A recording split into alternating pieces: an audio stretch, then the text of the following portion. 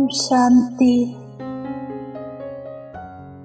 മസ്തക സിംഹാസനത്തിൽ വിരാജമാൻ ഞാനൊരു പ്രകാശപുഞ്ചമാണ്. വിദേഹി ആത്മാവാണ്. 5 തത്വങ്ങളാൽ നിർമ്മിതമായ ഈ ശരീരത്തിലിരുന്നു കൊണ്ടും ശരീരത്തിൽ നിന്നും തീർത്തും ഭിന്നമാണ്. എന്റെ നിരാകാരി സ്ഥിതിയിൽ സ്ഥിതി ചെയ്ത് സാകാര ശരീരത്തിന്റെ ആകാരമെടുത്ത് ഞാൻ കർമ്മേന്ദ്രിയങ്ങളാൽ കർമ്മം ചെയ്യുന്ന, കർമ്മത്തിലും യോഗത്തിലും സന്തുലത വയ്ക്കുന്ന കർമ്മയോഗി ആത്മാവാണ്. സദാ നിമിത്തമായി കാര്യം ചെയ്യുന്നു. മുഴുവൻ ഉത്തരവാദിത്വവും ബാബയ്ക്ക് നൽകി ഡബിൾ ലൈറ്റായിരിക്കുന്നു. ഞാൻ ഓരോ കർമ്മവും ഒരു ബാബയെ തന്റെ കൂട്ടുകാരനാക്കി ബാബയുടെ കൂടെ കമ്പൈൻഡായി ചെയ്യുകയാണ്. കർമ്മത്തെ യോഗമായി പരിവർത്തനം ചെയ്യുന്നു. ഇപ്പോൾ ഞാൻ സ്വയം കർമ്മത്തിന്റെ ബന്ധനത്തിൽ നിന്നും വേറിട്ട് ചെയ്യുന്നവനാണെന്ന സ്മൃതിയിൽ നിന്നും ഭിന്നമായി, കർമ്മത്തിന്റെ ഫലത്തിന്റെ പ്രാപ്തിയിൽ നിന്നും ഭിന്നമായി കർമാതീത അവസ്ഥയുടെ അനുഭവം ചെയ്യുന്നു.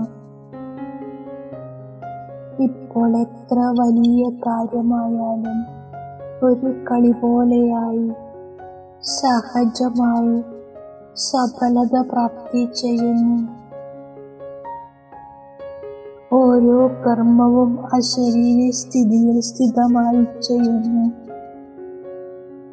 സർവബന്ധനത്തിൽ നിന്നും മുക്തമായിരിക്കുന്നു. ഞാൻ സേവയും നിമിത്തമായി ചെയ്യുന്നു. സ്വാർത്ഥതയിൽ നിന്നും ദൂരെയാകുന്നു. മനസ്സിലും ബുദ്ധിയിലും സൂക്ഷ്മ ബന്ധനത്തെ പോലും മനസ്സിലാക്കി സമാപ്തമാക്കുന്നു. റോയൽ ആഗ്രഹത്തിൽ നിന്നും മുക്തമായിരിക്കുന്നു. ഓരോ കർമ്മവും സദാ സാക്ഷിയായി നിർമോഹിയും സ്നേഹിയുമായി ചെയ്യുന്നു. ഏതോ പരിതസ്ഥിതിയിലും എന്റെ സ്വസ്ഥിതി സദാ അജൽ അഡോൾ, നിർവിഘ്ന, നിർബന്ധന, നിർവികൽപ്പമാകുന്നു.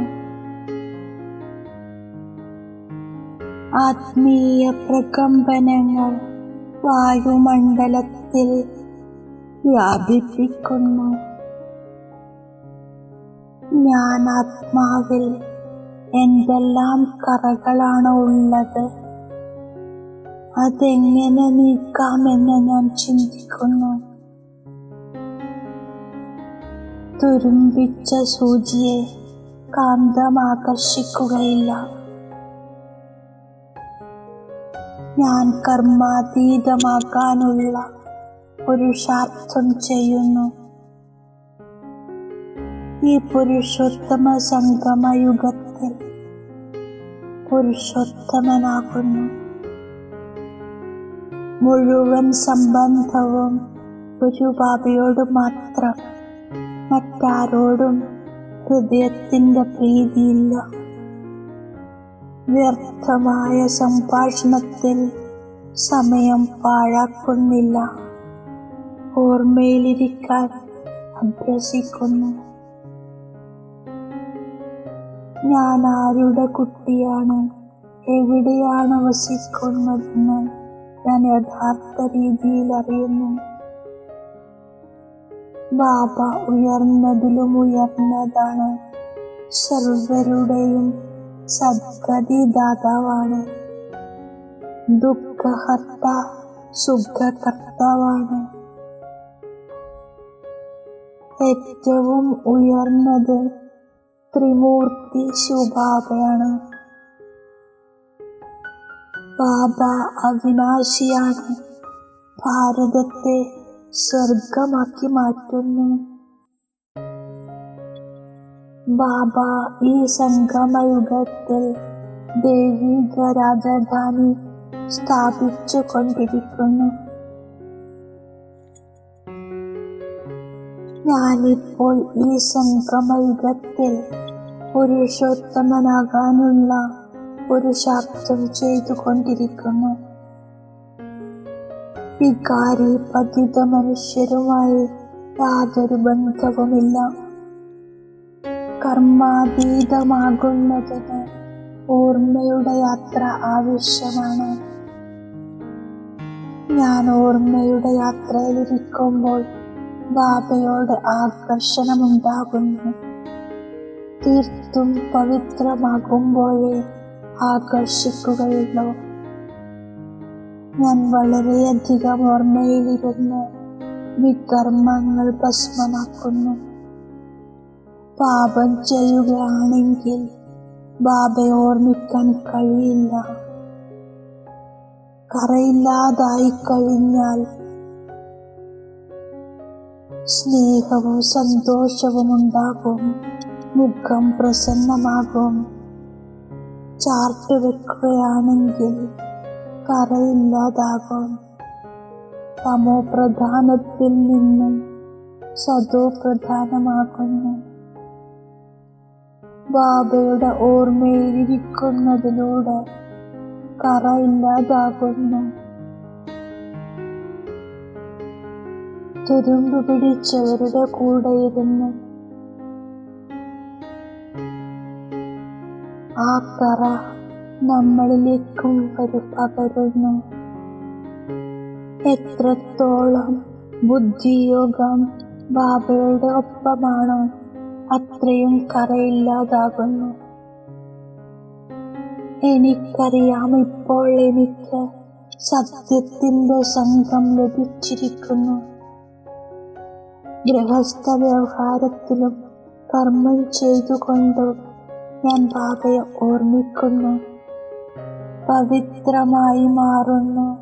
മറ്റുള്ളവരെ പഠിപ്പിക്കുകയും ചെയ്യുന്നു.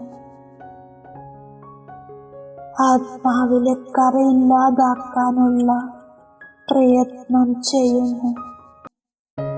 പരചിന്തനം കേൾക്കുന്നില്ല. ബാബ ടീച്ചറിന്റെ രൂപത്തിൽ പഠിപ്പിച്ച് എല്ലാവരിലും ദയ കാണിക്കുന്നു. അതുപോലെ സ്വയം തന്റെ മേലും മറ്റുള്ളവരുടെ മേലും ദയ കാണിക്കുന്നു. പഠിപ്പിലും ശ്രീമതത്തിലും പൂർണ്ണ ശ്രദ്ധ വയ്ക്കുന്നു. സംസ്കാരത്തെ ഉദ്ധരിക്കുന്നു. ഞാൻ ഓർമ്മയിലിരുന്നു കൊണ്ട് കറയെ അകറ്റുന്നു. പഴയതും ജീർണിച്ചതുമായ പരചിന്തനത്തിന്റെ കാര്യങ്ങൾ പറഞ്ഞ് ബാബയിൽ നിന്നുള്ള ബുദ്ധിയോഗത്തെ അകറ്റരുത്. ഞാൻ ബാബ തന്നിരിക്കുന്ന വരദാനത്തിന്റെ സ്വരൂപമാകുന്നു. ദൃഢതയിലൂടെ വർണ്ണാഭമായ ഭൂമിയെയും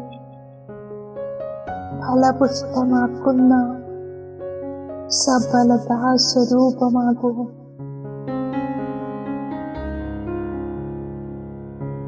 സഫലതാരൂപമായി മാറാൻ ദൃഢതയും സ്നേഹവും സംഘടിത രൂപത്തിൽ വേണം. സൈലൻസിന്റെ ശക്തിയിലൂടെ സ്നേഹത്തിന്റെ ജലം കൊണ്ട് ഫലീഭൂതരായി മാറണം.